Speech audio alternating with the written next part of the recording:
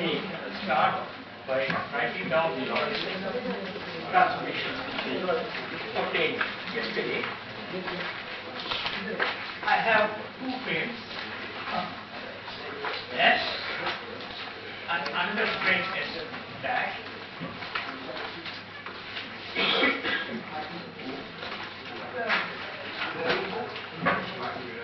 This is my x-axis, and let us consider an event which occurs in S at x, y, z, t.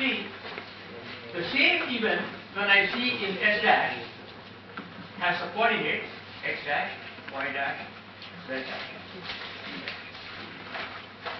And if my S prime is moving with the velocity v in that direction, we have already seen this, is gamma and x minus v. And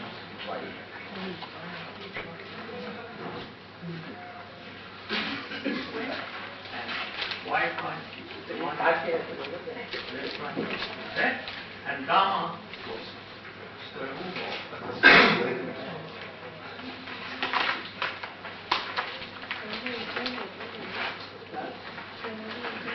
Let me repeat here. The way observations are made are by infinite set of observers in a particular frame, and each observer in that frame has a clock. So, if an event occurs where he is located, he can note down the time at which that event occurs. Then, at the end of all the observations you have made, you compare notes, and then for S, and you say an event has occurred at some particular place at some particular time. The same story is true for S dash.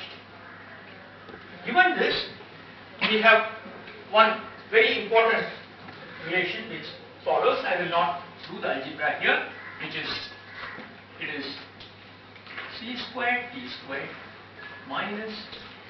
Notice the way I have done it is the event 0 0 goes into 0 0. Okay? So think of the other event is also the event 0 0.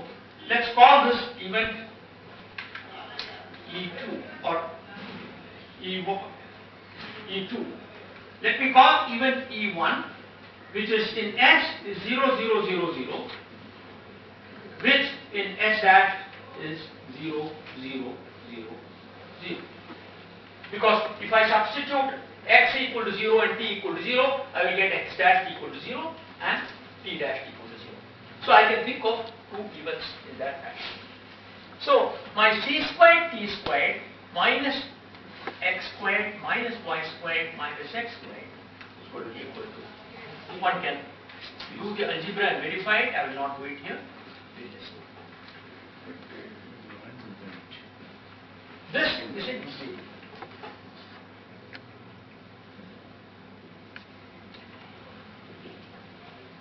Now, let us just compare this with the following situation.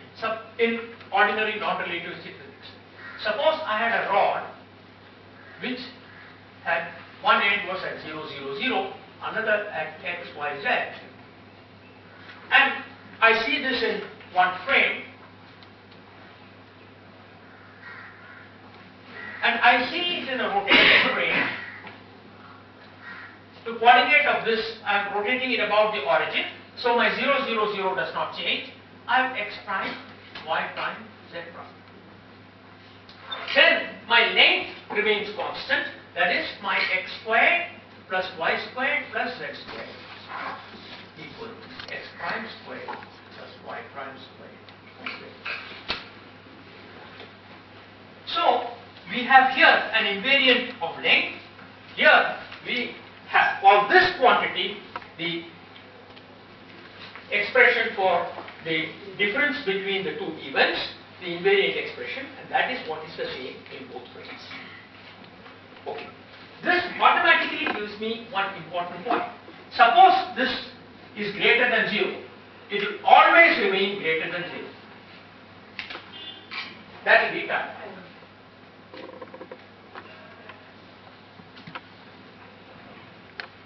If it is equal to 0, then it is like. And if it is less than 0, then it is this.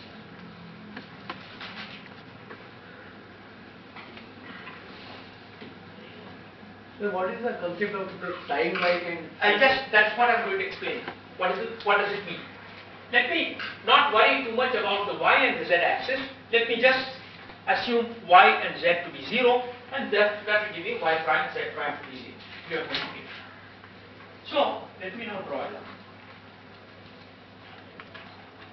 And I am going to plot CD here. One event, of course, I will always take at the origin.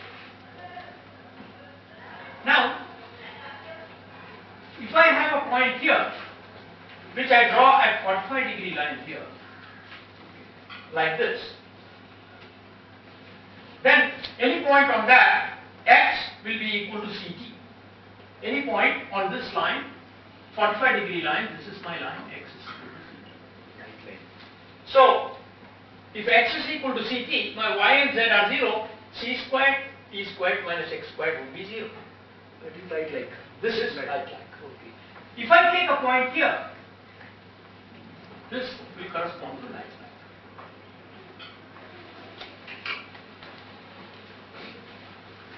If I take a point here, my x component is greater than my CT component. Right? So here my x squared will be larger than my c squared t squared. So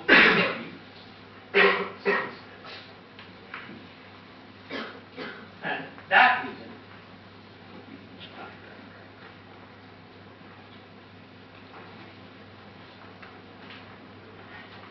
now consider this event which is there occurring at some place. We are only concentrating on x and t, so x, and I will write Ct such that x is greater than.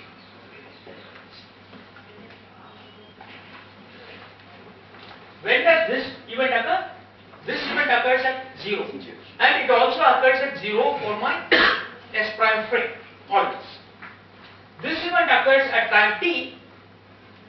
So let me go to S prime frame. In S prime frame, I will get t prime equal to gamma times t minus v by c times x by c.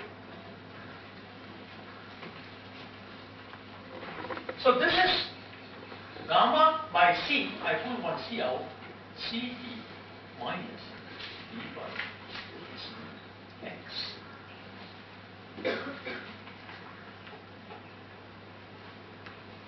Correct? Now, x is what, there is also one more comment I should have made right here in Lorentz transformation. It is clear the velocity v cannot exceed c. If it exceeds c, this will become imaginary, and so you are not allowed to have the velocities greater than c. So that's the maximum I can get for a frame S dash. Now notice my x is greater than ct. So I can always choose my v by c such that I know v by c is less than 1. But as I go on increasing v, if I can come close to c, this number will just become 1 and I will get x. So this number can be negative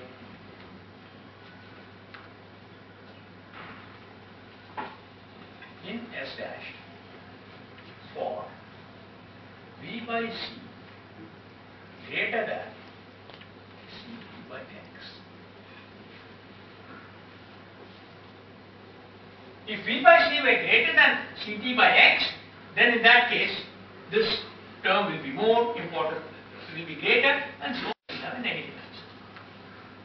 And this is possible because x is greater than ct. Supposing this is 0.9, I can make v by c 0.95. If this is 0.99, I can always make that 0.995. So given the fact x is greater than ct, I can always go to a frame S dash in which the time t prime will be negative for the event xt, for this event that I am talking about. Okay? But the first event is here occurring at 0. In my frame S, this event, let's give it a name E2, and this event here 0, 0 is 1. Event E2 occurs at a time later than event E1. In my frame S dash, event E2 occurs at a negative time, which means it occurs earlier than event E1. That means one important point is, immediate conclusion is, the cause of E2 cannot be E1, because all the time you expect the cause to occur before the effect. So if E1 were the cause of E2, if I go to frame S prime, E2 is occurring before E1. So it is not possible for the cause of E2 to be E1. This means I cannot have a causal relationship when the events are separated by space-like distance. Okay? This is the important point of that. On the other hand, if I were in the time-like region, Ct is always greater than x. So V by C is less than 1. So this will always remain greater than. So if I take an event here, in the time-like region, this will be at future to the 0, 0 in all frames. So this part of it is future in, and that statement is independent of frame. Similarly, this part of it is past. And these parts, which are space-like, cannot be thought of as future or past. That is frame-dependent statement. Therefore, they cannot have any causal relationship with each other. Future, past. Pardon? Please repeat the future and past part. No. What is your question? Please repeat the Why is future? Okay. Take a point here. Here, my Ct is greater than x. Ct is greater than x. So let me go to this equation. Ct is greater than x. V by c is less than 1. So this number will always be greater than 0. So it would mean event E2 will always have a time greater than 0. Which means this will always be in the future of event E. Is it clear? So therefore all the events which occur here are future to this event. Similarly, all the events which occur here are in the past of 0, 0.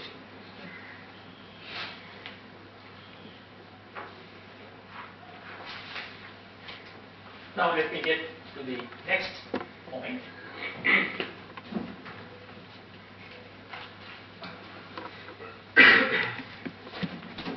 Length contraction. Sir, in connection with this, there is one word called event horizon. Pardon? Event horizon. Oh, that is not here. That is not here. The event horizon is associated with black holes, and that comes in general relativity. So this space life and time life occur, this comes in general relativity, am I right? No, this, well, general relativity uses all the concepts of special relativity. So this particular concept is in special relativity. Okay. Whatever I have written down is in special relativity. That is, we are not, general relativity is a theory of gravitation. So we are not getting into gravitation at all. So in space-like, the principle of causality fails. Exactly. So if two events are space-like, they cannot be causally connected. One cannot be the effect of the other. If that was the case, it's a frame-dependent statement. So you can't have it. Are there some physical experiments which have Pardon? given? Are there some physical experiments or something which have shown? No, well, all the theory which we write down are causally only time-like region is connected, and that they agree with theory. Experiments agree with the theory. Any thought experiments which have been like space-like events? Or, because the sci-fi people use such things like time Pardon? machines and all such things. Time travel and all such. But as far as experimental physics is concerned, I don't think anything close to that is being achieved. So the next thing is length contraction.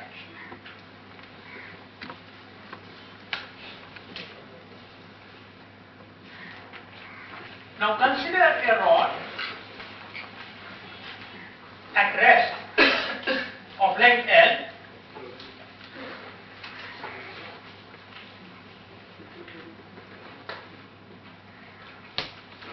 at rest in S prime.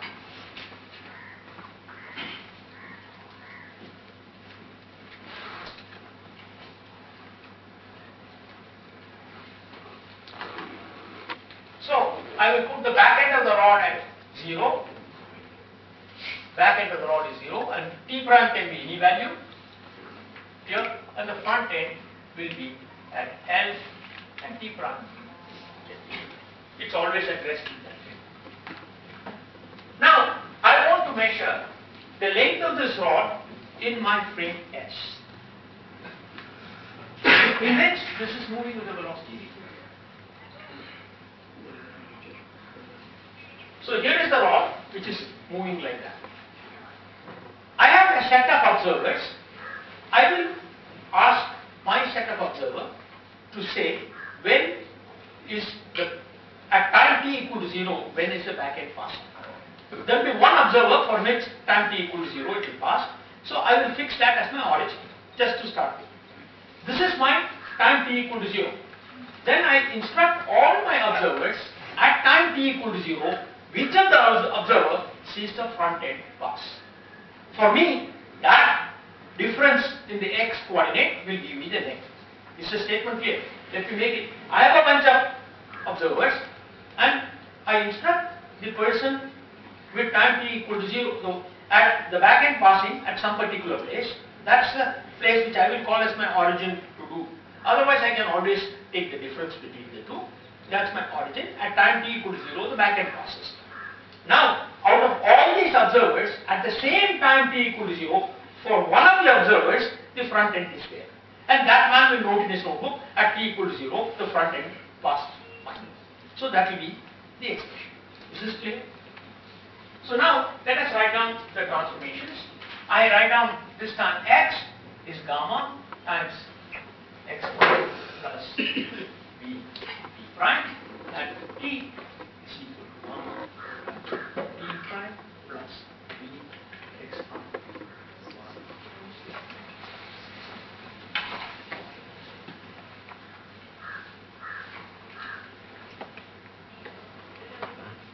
The time t equal to 0 and the origin, that of course coincides. There is no problem. Now I put t equal to 0 and my x prime is L.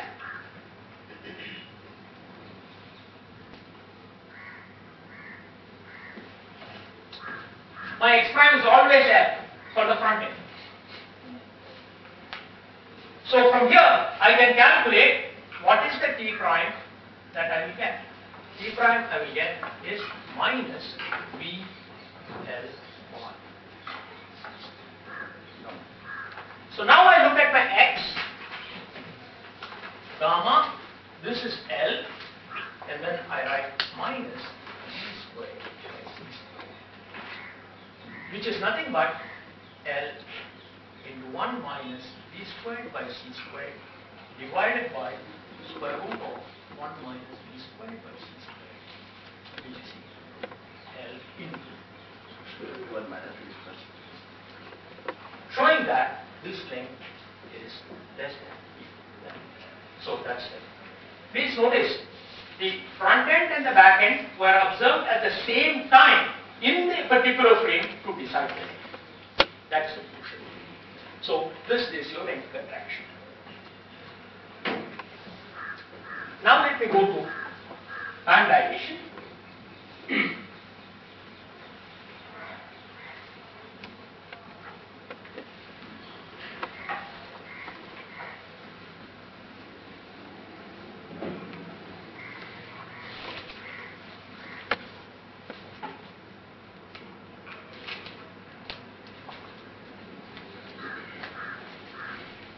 I have again a clock at rest in S prime.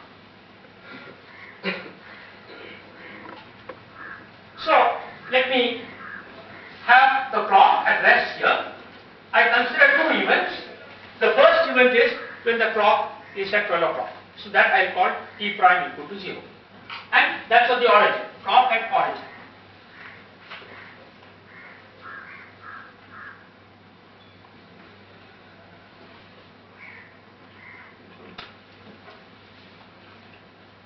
First event is 0, 0. Second event is, this is my x prime, t prime. The next event A2 is 0, 1 second. Okay? What will be the same thing now in x and t prime? Sorry, t. T would be gamma times x prime plus v. Sorry, what do you call it? T prime vx prime, which is nothing but gamma. Right? And of course x will be at Vt, as you can see, it will be gamma into x minus x prime minus no, plus v v prime is to be gamma prime. That will be the distance. Correct? What does it show? It says 1 second.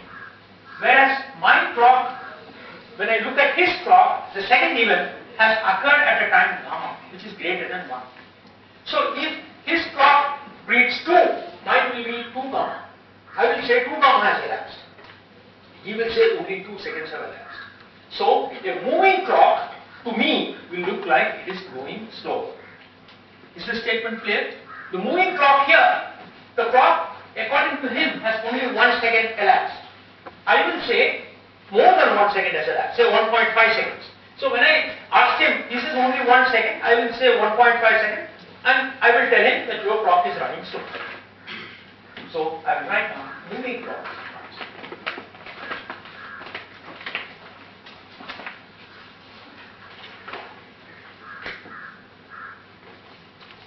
With respect to S. With respect to Pardon? With respect to S.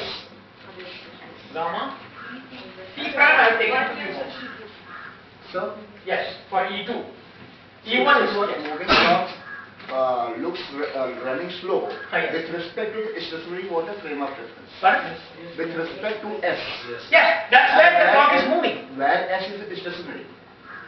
S is stationary frame. S is not the, there is nothing called a stationary frame. It is a relative statement. If you are moving with respect to me, I am moving with respect to you. So my clock, okay, let's do that. Let me put a clock at rest in S.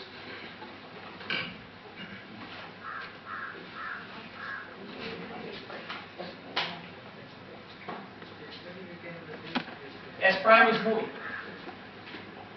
Then my T prime, clock at rest is X is 0. Okay?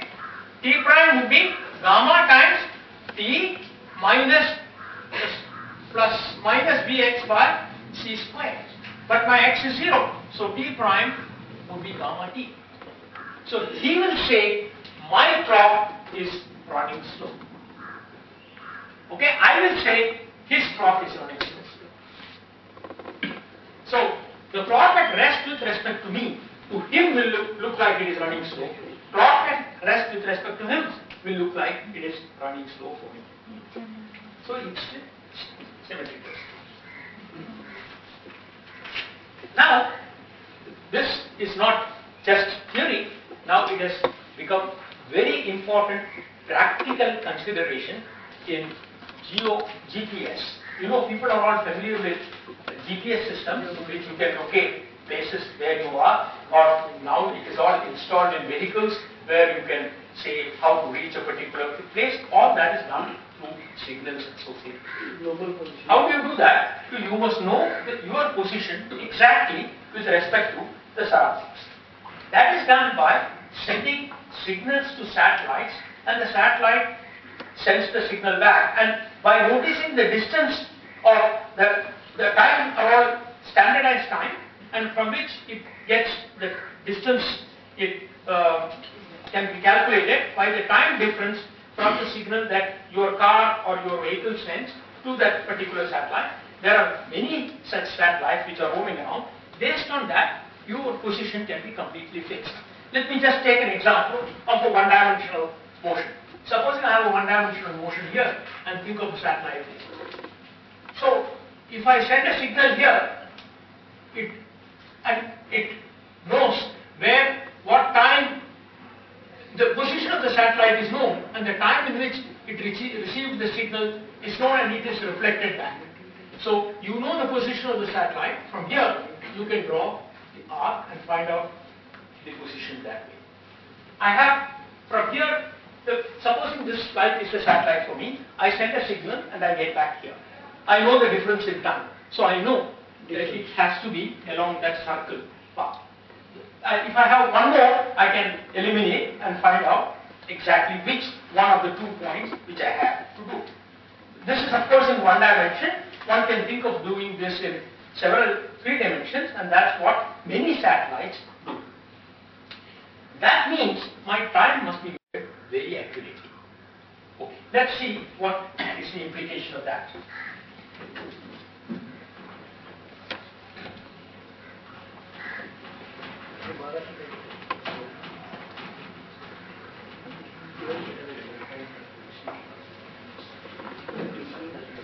The implication of that is with GPS. Application to GPS.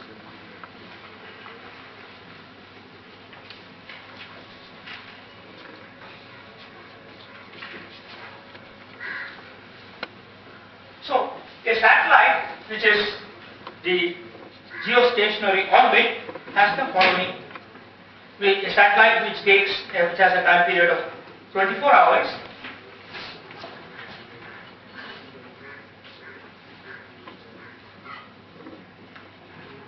It is 24 hours. You know, high school algebra teaches you, is at a height of 39,000 kilometers from the center of the Earth. The velocity you can calculate is about 3 kilometers per second. So what is V by C? V by C is 3 into 5, 3 into 10 to the 5 kilometers per second is the speed of light. So that is 10 to the 5. So how much is gamma? Gamma is 1 minus v squared by c squared to the power minus half. So which is approximately 1 minus half v squared plus 1 plus half into v squared into whole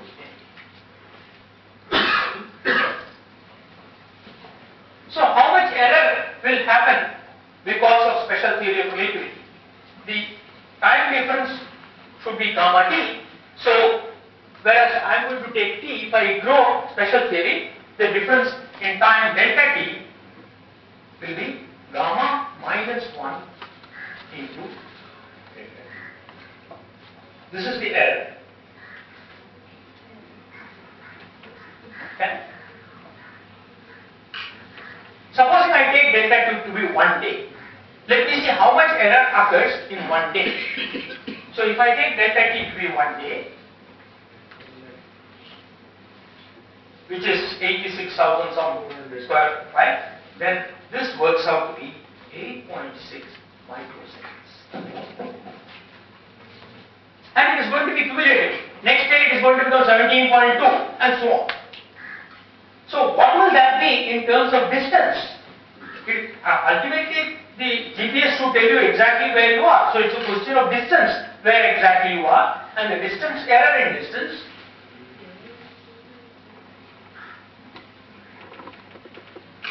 would be c delta t. So when you calculate that, that's about 2 or so kilometers. That's too much. If you do not take relativity properly into account, then to use GPS, you can make a mistake of the order of few kilometers. That is not good enough for you to navigate on various roads. Actually, it turns out general relativity is also equally important. The effect of general relativity is as important as the special relativity. I will not discuss that, but will refer you to one website in Institute of Mathematical Sciences. Professor Ghanshyam Dhate, he gave a talk on a science day, 2009. It's a very beautiful talk. I most probably even have a copy of it here. All of you should read it. He has explained how GPS works, how general relativity is also important, and so when people start saying what is the use of general relativity, it is a useful thing because now geopositioning of of objects are extremely useful in various things. So it is not as if something as esoteric as general relativity has no practical application. It has entered engineering. Harton's book. Pardon? Harton's book. Harton's book also. It does a calculation and shows that in half an hour the whole system will fall down unless you take GTI effects. Okay. That's how the article I suggest all of you should read. That is in the Science 2001.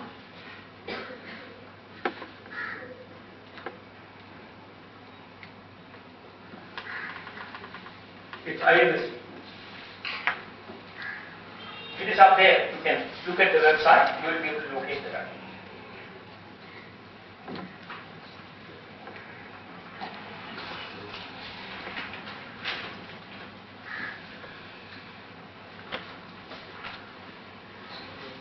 I see. It is as small as half an hour, is it? Okay.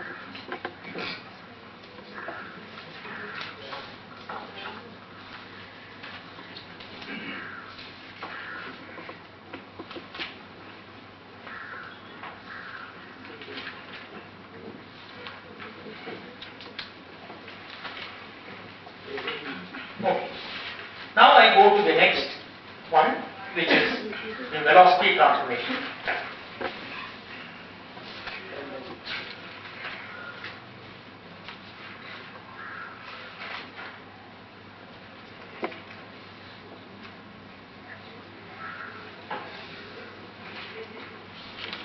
This is a very straightforward thing. Let's consider a particle which is having a velocity u in s.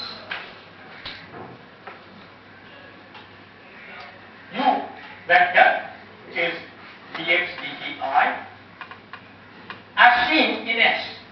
So all measurements here which I am referring to are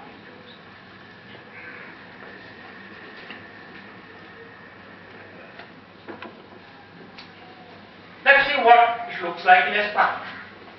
As seen from S prime,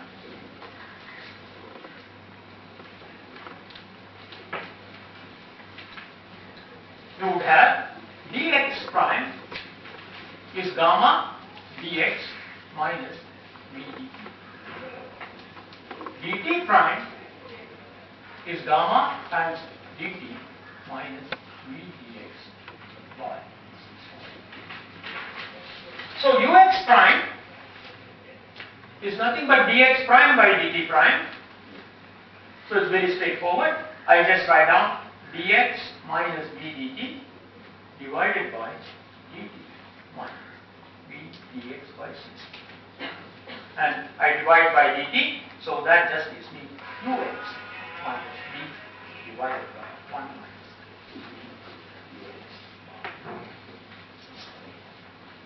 Similarly, one can calculate ui prime.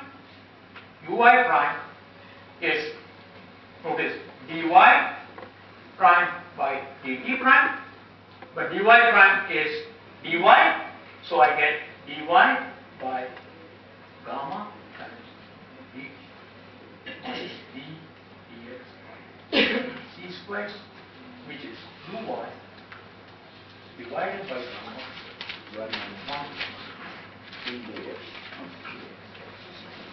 And a similar expression for uz.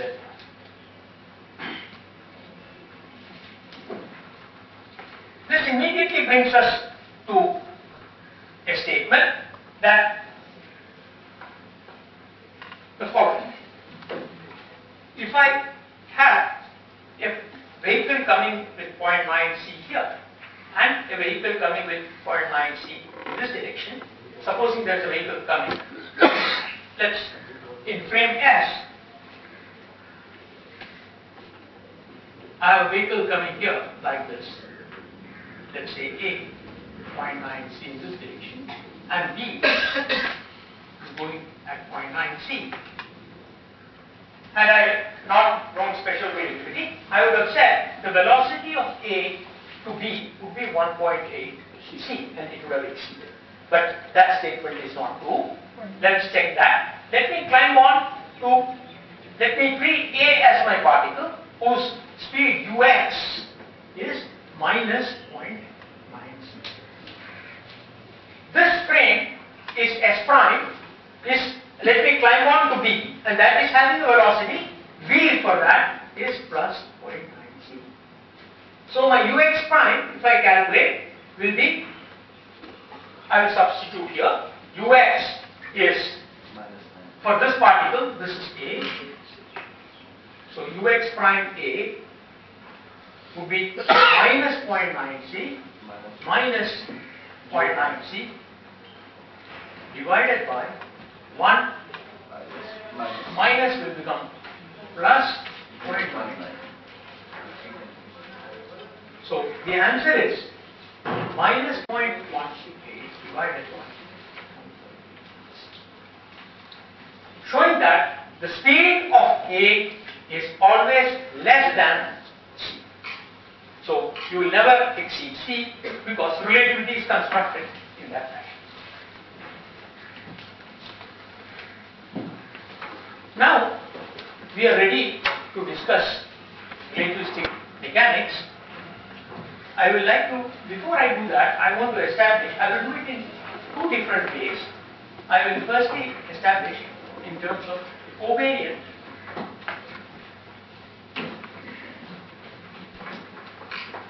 discussion. A point which Professor Mukunda has made earlier, I would like to repeat that.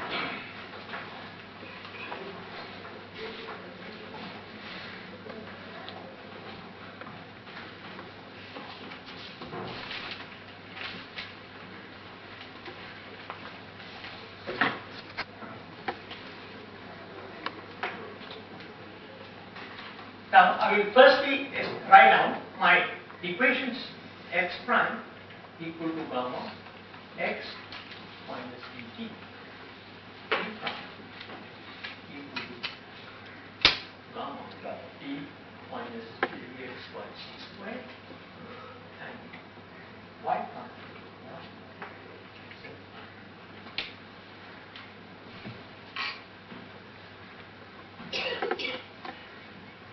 I will write this expression in the following way. I will form 0 x prime y.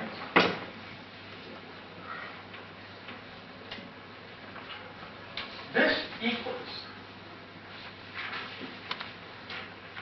if I write it down, x prime 0, notice gamma minus gamma beta 0. I am going to write a matrix form minus gamma 0, 0, 0, 1, 0, 0, 1.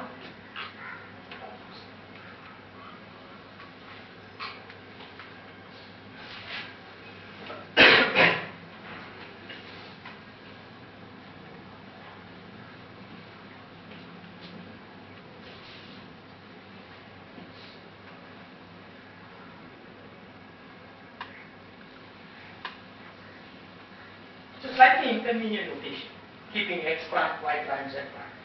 The standard notation which you will find in books are the following.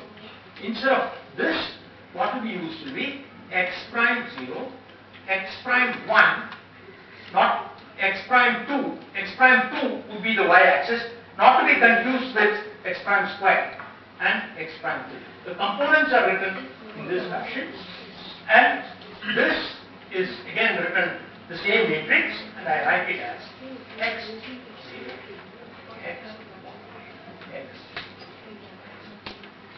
Once I write it in this fashion, I can combine this entire equation, write it as x mu equal to lambda mu x mu being sum from 0 to from.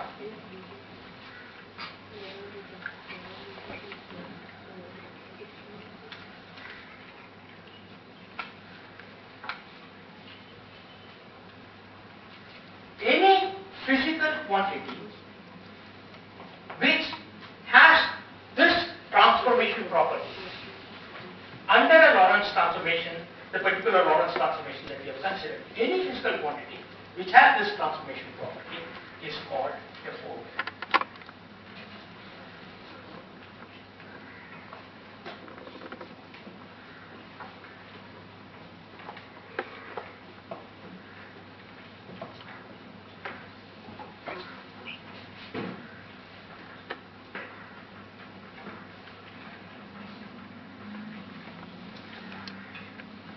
You keep this in mind.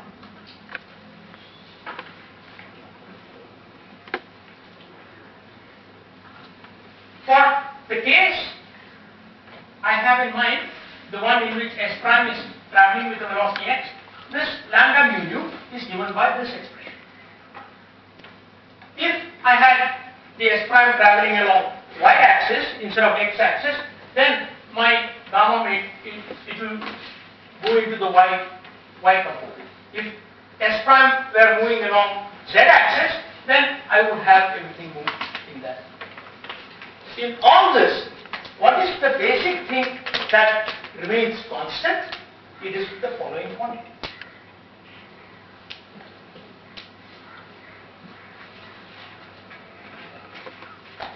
This is x1 squared now, x2 squared minus x2. This is same in all terms.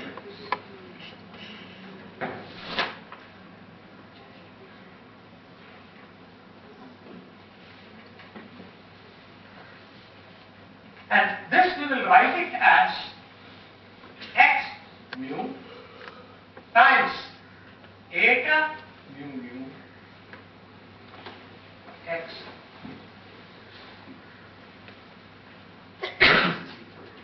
Sum over mu going from 0 to 3. Sum. Where eta mu mu is essentially 1 0 0 0 0 minus 0 0 0 0 minus 0 0. Let's just check.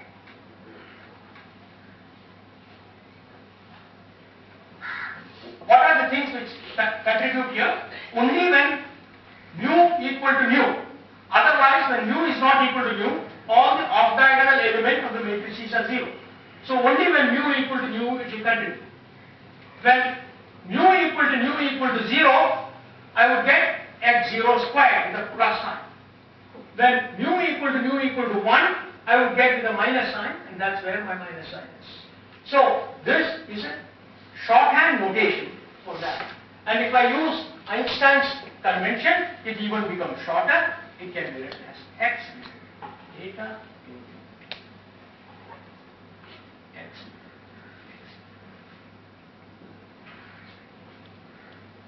In some books, right, it is written as z mu. Pardon?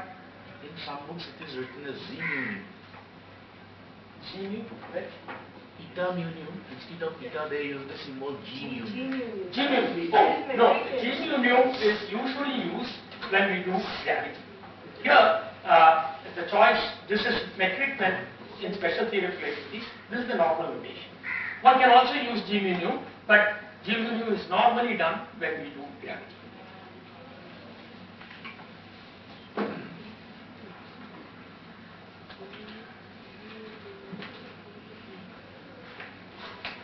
So now, let me write down what is the condition that this lambda mu should satisfy. my condition is x prime mu eta mu mu, or I can write it x prime alpha beta x prime beta summation over alpha and beta. I'm just reminding you, this is the quantity evaluated in the S prime frame, and if that is the same in all frames, this must equal summation mu x eta.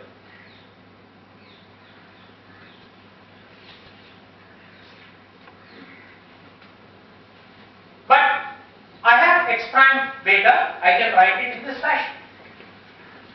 So I write for my x prime beta and x prime alpha.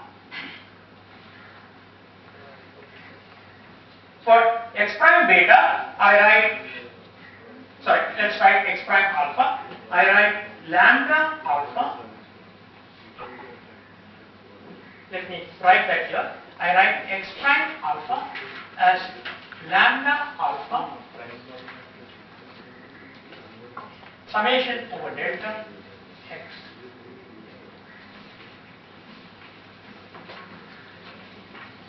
Delta going from 0 to 3. Similarly, x prime beta, I will write it as lambda beta, and then I will use some sigma x sigma. Notice, I am very careful in once I have used delta here, I have not used delta here. Why? Because this delta is going from 0 to 3. That is the variable which is going from 0 to 3. So I cannot use the same variable again. So I need a different variable which will take me from 0 to 3. So I have written it in this fashion. Now I am ready to substitute here. I will write out for x prime alpha lambda delta x delta. Then of course there is summation over mu eta times x nu or x prime beta. Did I write correctly?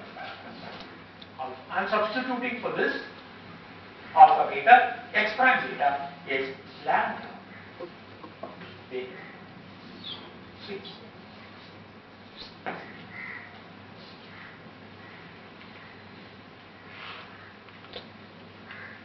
And that is sum over sigma.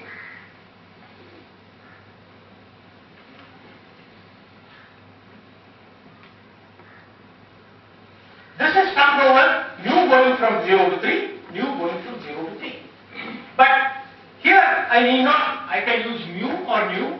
Instead of that, I am going to use delta and sigma. That is, I will write this as delta sigma x delta sigma. Now I compare these two.